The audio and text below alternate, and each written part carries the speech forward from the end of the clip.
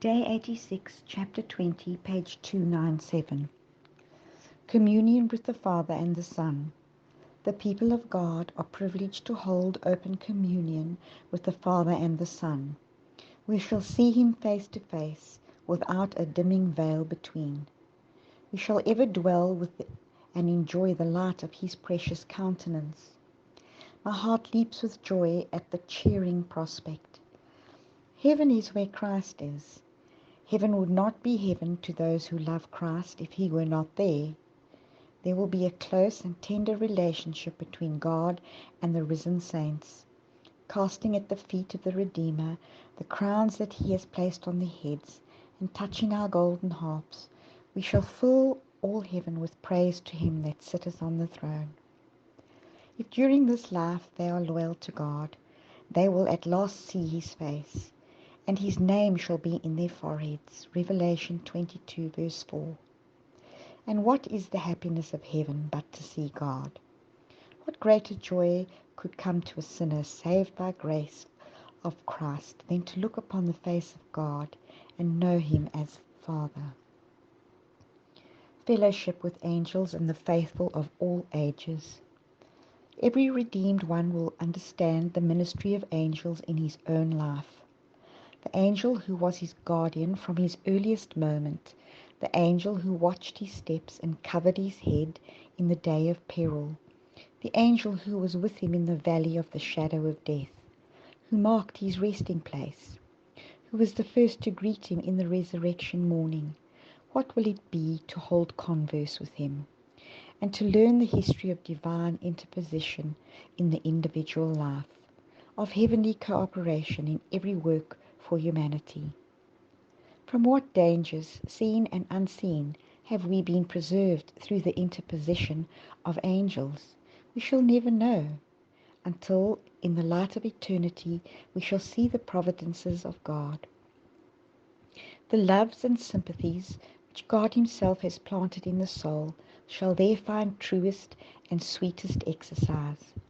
The pure communion with holy beings, the harmonious social life with blessed angels, and with the faithful ones of all ages who have washed their robes and made them white in the blood of the Lamb. The sacred ties that bind together the whole family in heaven and earth, Ephesians 3 verse 15. These help to constitute the happiness of the redeemed. Bearing testimony to unfallen beings. The Son of Man came not to be ministered unto, but to minister, Matthew 20 verses 28. Christ's work below is his work above, and our reward for working with him in this world will be the greater power and wider privilege of working with him in the world to come. Ye are my witnesses, said the Lord, that I am God. Isaiah 43 verse 12. This we shall also be in eternity. For what was the great controversy permitted to continue throughout the ages? Why, it was that Satan's existence was not cut short at the onset of his rebellion. It was that the universe might be convinced of God's justice in his dealing with evil, that sin might receive eternal condemnation. In the plan of redemption, there are heights and depths that eternity itself can never exhaust, marvels into which angels desire to look. The redeemed only of all created beings have in their own experience known the actual conflict with sin. They have in their own experience wrought with Christ, and as even the angels could not do, have entered into the fellowship of his sufferings. Will they have no testimony as to the science of redemption? Nothing that they will be of worth to unfallen beings. Praising God in rich, melodious music. There will be music there, and song, such music and song as save in the visions of God no mortal ear has ever heard or mind conceived.